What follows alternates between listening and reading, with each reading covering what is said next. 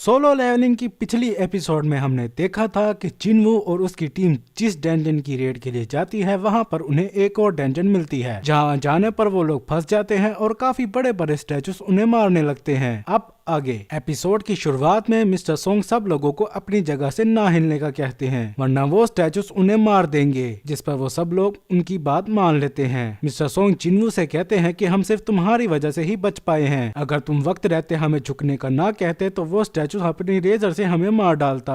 आखिर तुम्हें इस बारे में पता कैसे चला? जिनवू कहता है कि मैंने बस इस चीज को सेंस किया। तभी वो देखता है कि मिस्टर सोंग का तो हाथ ही कट चुका है। मिस्टर सोंग कहते हैं कि क्या तुम मेरा खून रोकने में मेरी मदद कर सकते हो? जिस पर जिनवू उनके हाथ पर पट्टी बांधने लगता है। मिस्टर सोंग कहते हैं कि मैं जूही को कहकर खुद को हील करवा लेता, मगर इस वक्त उसकी मेंटल कंडीशन ठीक नहीं है। वो इस तरह की सिचुएशन में काफी ज्यादा डर जाती है, इसलिए वो बी रैंक की हीलर होने के बावजूद भी बी रैंक की रेड्स में हिस्सा नहीं लेती। मैंने भी बी रैंक की रेड्स में हिस्सा लिया हुआ है, इस वजह से मैं ये बता सकता हूँ कि ये मॉन्स्टर एस रैंक या उससे ऊपर का है। फिर वो जिनवू को उन कमांडमेंट्स के बारे में बताने लगता है। फर्स्ट, ईश्वर की ताजीम करो। सेकंड, ईश्वर की पूजा करो। थर्ड, ईश्वर पर अपना ईमान साबित करो। जो कोई भी इन कमांडमेंट्स पर नहीं चलेगा वो यहाँ से जिंदा बचकर नहीं जा पाएगा। जिनवू कहता है कि शायद वो कमांडमेंट इस गॉड के बारे में होंगी। इसके बाद हमें ए स्कूल का सीन दिखाया जाता है, जहाँ पर जिन्हा नाम की एक लड़की जो कि जिनहू की बहन है अपनी दोस्त से पूछती है कि आखिर वो इतनी देर से स्कूल क्यों आ रही है। वो लड़की कहती है कि उसे कुछ काम था। इसके बाद वो जिन्हा से पूछती है कि तुम्हारा भाई भी तो एक हंटर है ना? जिन्हा कहती है तो, मगर वो सिर्फ एक ई रैंक का हंटर ही है, जिसकी वजह से अक्सर वो काफी ज्यादा जख्मी हो जाया करता है। वैसे तुमने इस बारे में क्यों पूछा? वो लड़की कहती है बस ऐसे ही, अगर मैं उसकी जगह होती तो इतनी ज्यादा जख्मी कभी भी ना होती। सीन शिफ्ट होता है और मिस्टर सोंग कहते हैं कि हमारा दुश्मन काफी ज्यादा स्ट्रॉन्ग है, हम उसे नहीं हरा सकते, इसलिए जैसे ही हालात बेहतर होंगे हम यहाँ से निकलने की कोशिश करेंगे। तभी एक हंटर कहता है कि मैं यहाँ पर ऐसे ही मरने नहीं वाला हूँ, मैंने बड़ी कोशिशों के बाद एक बड़ी एसोसिएशन के साथ अपना कॉन्ट्रैक्ट साइन किया है और मैं इस मौके को ऐसे ही नहीं गवा सकता।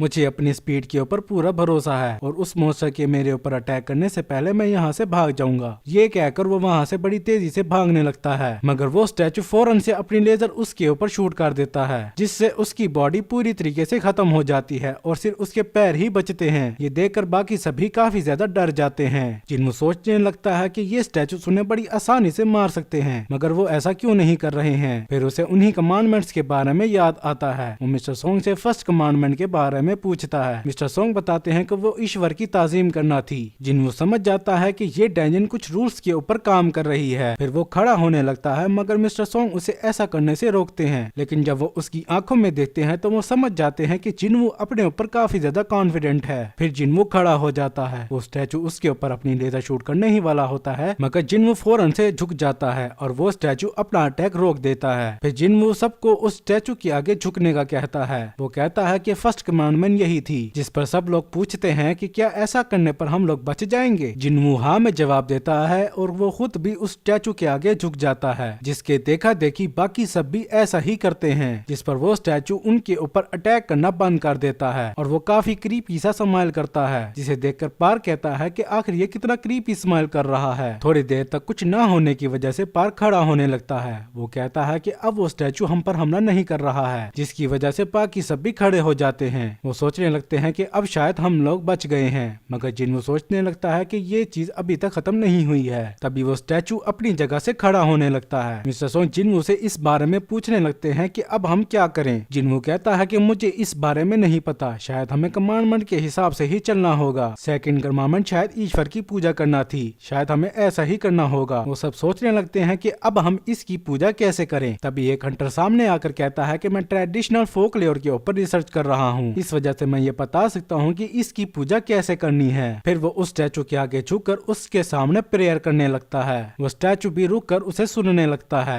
तभी जिनवू नोट करता है कि ये प्रेयर उस गॉड के लिए नहीं है, जिसके बाद वो स्टैचू उस हंटर को अपने पैरों से कुचल देता है, जिसे देखकर वो सब लोग डर जाते हैं और वहाँ से भागने लगते हैं। वो स्टैचू एक और लड़की को भी अपने पैरों से कुचल देता है। जिनवू जूही को अपने साथ लेकर भाग रहा होता है। तभी पार्क भागते हुए सोच रहा होता है कि मैं यहाँ पर नहीं मर सकता, मेरे घर पर मेरी फैमिली मेरा इंतजार कर रही है। वो एक जगह पर आकर सोचता है कि मैं शायद यहाँ पर सेफ रहूंगा। तभी उसके पीछे वाला स्टैचू हिलने लगता है। किम उसे इस बारे में बताता है, मगर तब तक काफी देर हो जाती है और वो स्टैचू उसे बीच में से काट डालता है। जिन्हो सोचता है कि आखिर वो इस चीज की पूजा कैसे करे, ये तो डीमन है। वो सोचता है कि मैं जूही को ऐसे ही पीछे नहीं छोड़ सकता, मुझे बचने का कोई ना कोई रास्ता तो ढूंढना ही होगा। वो उन सारे स्टैचूज को अच्छे से चेक करने लगता है तो वो देखता है कि कुछ स्टैचूज के हाथ में वेपन है तो कुछ के पास म्यूजिकल इंस्ट्रूमेंट है। ये देखकर वो सबको उन म्यूजिकल इंस्ट्रूमेंट वाले स्टैचूज के पास जाने का कहता है, जिसे सुनकर बाकी सब लोग ऐसा ही करते हैं। वो देखते हैं कि म्यूजिकल इंस्ट्रूमेंट वाले स्टैचूज तो उनके ऊपर अटैक नहीं कर रहे हैं, बल्कि उनके पास जाने पर वो अपना म्यूजिकल इंस्ट्रूमेंट बजाने लगते हैं। जिन्हो जूही को अपने साथ लेकर एक स्टैचू के पास आ जाता है, मगर वो स्टैचू अपना म्यूजिकल इंस्ट्रूमेंट नहीं बजाता। जिन्हो समझ जाता है कि ये स्टैचू सिर्फ एक इंसान के लिए ही एक्टिवेट होते हैं। वो जूही को उस स्टैचू के पास छोड़कर दूसरे स्टैचू के पास जाने लगता है, मगर वो बड़ा स्टैचू उसे देख लेता है और उसका पीछा करने लगता है। वो स्टैचू जिन्हो को अपने पैर से कुचलने ही वाला होता है, मगर जिन्हो वहाँ से कूदकर दूसरे स्टैचू के पास पहुँच जाता है। मगर उस स्टैचू के हाथ में एक शील्ड होती है और वो स्टैचू जिन्हो के ऊपर अटैक कर देता है, जिसे देखकर जूही डर जाती है और वो रोने लगती है। मगर जिन्हो मरा नहीं होता और वो रेंगते हुए म्यूजिकल इंस्ट्रूमेंट वाले स्टैचू के पास जाने लगता है। वो हार मानने के लिए बिल्कुल भी तैयार नहीं था और वो आखिरकार एक स्टैचू के पास पहुंच ही जाता है जो कि गाने लगती है और वो बड़ा स्टैचू भी उसे छोड़ देता है और अपनी जगह पर जाकर बैठ जाता है। तभी जूही भी उसके पास भागकर आने लगती है, मगर वो देखती है कि जिन्हो का तो पैर ही कट चुका था। जूही उसे हील करने लगती है। जिन्हो उसे ऐसा करने से मना करता है, लेकिन वो नहीं रुकती, मगर अपनी पावर का ज्यादा इस्तेमाल करने की वजह से उसकी आंखों और मुंह से खून निकलने लगता है। सब लोग एक जगह पर जमा हो जाते हैं। मिस्टर सोंग को अपने कटे हुए हाथ में दर्द होने लगता है। किम उनसे कहता है कि मुझे इस बारे में अफसोस है, मगर ये उस चीज का नतीजा है जो कि तुमने किया है। दूसरे हंटर उसे ऐसा कहने से रोकते हैं, मगर किम कहता है कि यहाँ आने का आखिरी फैसला मिस्टर सोंग का ही था। मिस्टर सोंग कहते हैं कि तुम बिल्कुल सही कह रहे हो और मैं इन सब चीजों की जिम्मेदारी लेता हूँ। जिन्हो सोचता है कि अभी इन सब चीजों का वक्त नहीं है,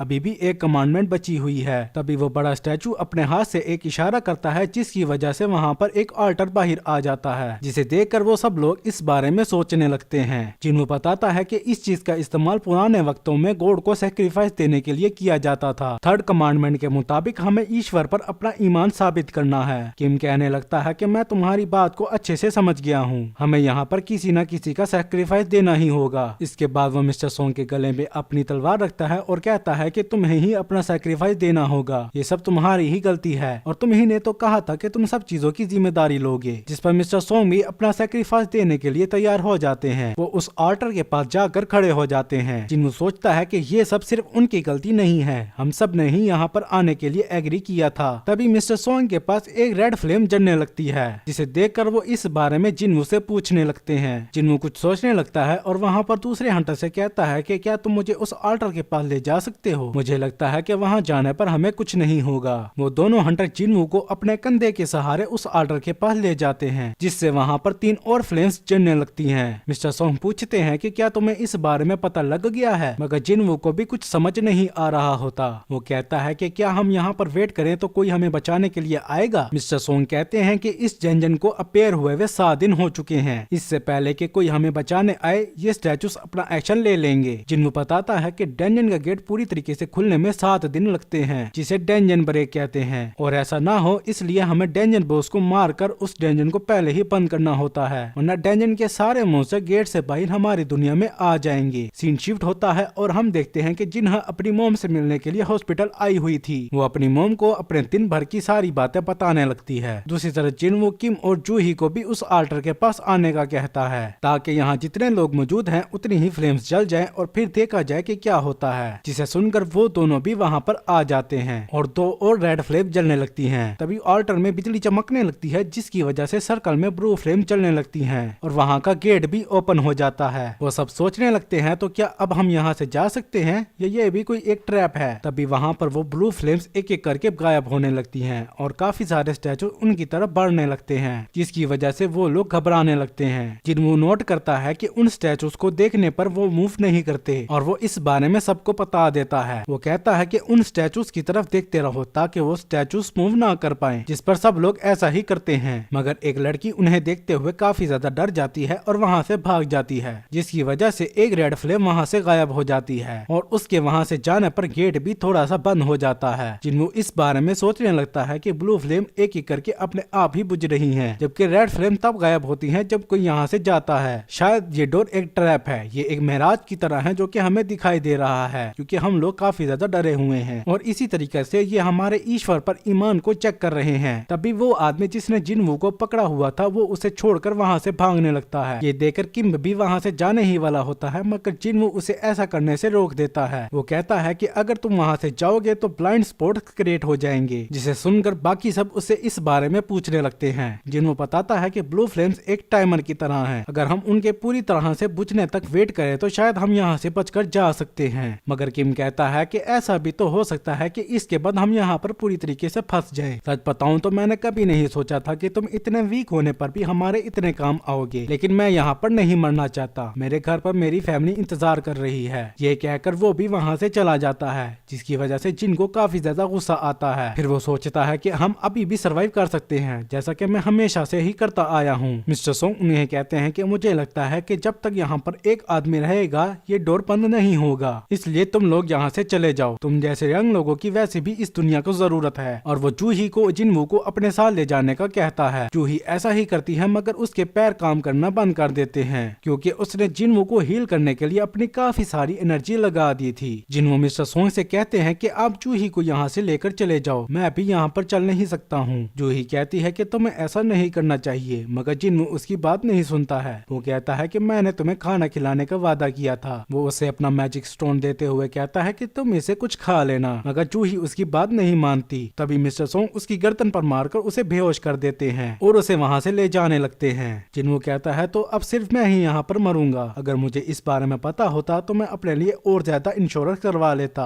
वो स्टैचू उसकी तरफ आगे बढ़ने लगते हैं। जिन्वो वहाँ पर पड़ी एक स्वार्ड उठा लेता है और कहता है कि मैं यहाँ पर मरते मरते एक स्टैचू को तो मार ही दूंगा, मगर वो स्टैचू उससे काफी बेरहमी से मारने लगते हैं। जिन्वो सोचता है कि मैं हमेशा से ही काफी ज्यादा वीक था, मैंने स्ट्रॉन्ग बनने के लिए काफी ज्यादा कोशिशें की, लेकिन मैं हमेशा नाकाम ही रहा, जिसकी वजह से लोग हमेशा मेरा मजाक ही उड़ाया करते थे। मैंने अपना बेस्ट देने की पूरी कोशिश की थी, लेकिन मैं स्ट्रॉन्ग ना बन सका। हम देखते हैं कि उन स्टैचूज ने जिन्वो को इतना ज्यादा मार दिया था कि उसके हाथ पैर ही कट चुके थे। जिन्वो कहता है कि मैं इतने टाइम से सर्वाइव करता आ रहा हूँ। हम सब इंसान एक जैसा ही सोचते हैं, सब लोग अपना ही फायदा देखते हैं। किम ने मेरा शुक्रिया अदा किया, लेकिन वो सब झूठ था। आखिर मेरी भी तो फैमिली है, जिसके पास मैं जिंदा वापस घर लौट कर जाना चाहता हूँ। हमेशा खुशगर्ज लोग ही सारा का सारा बेनिफिट ले जाते हैं। तभी वो बड़ी सी मूर्ति उसके सीने पे अपनी तलवार घुसाकर उसे उठा लेती है और उस आल्टर के ऊपर फेंक देती है। जिन्वो पूछने लगता है कि आखिर सिर्फ मैं ही क्यों मरने वाला हूँ। जिन्वो रोते हुए कह रहा होता है कि मैं मरना नहीं चाहता, काश कि मुझे एक और मौका मिल जाता। हम देखते हैं कि वो बड़ी मूर्ति अपनी तलवार से जिन्वो को मारने ही वाली होती है, तभी वो ब्लू फ्लेम वहाँ से बुझ जाती है। तभी जिन्वो के सामने एक मेन्यू जैसी चीज ओपन होती है, जिस पर एक नोटिफिकेशन आता है कि आपने एक secret quest coverage of the week complete कर ली है। आपने प्लेयर बनने के लिए क्वालिफिकेशन हासिल कर ली है। क्या आप इसे एक्सेप्ट करते हैं? अगर आप इसे एक्सेप्ट नहीं करते तो 0.02 सेकंड में आपका दिल बंद हो जाएगा। तो क्या अब आप इसे एक्सेप्ट करते हैं? हम देखते हैं कि जिन्वो ने यस पर क्लिक कर दिया था और इसी के साथ ये एपिसोड यहीं पर खत्म हो जाता है। वीडियो अच्छी लगी हो तो लाइक करें, वीडियो कैसी लगी इस बारे में कमेंट्स में बताएं। इस तरह की मजीद वीडियो देखने के लिए चैनल को सब्सक्राइब भी कर दे। तब तक के लिए इते देखिए मस।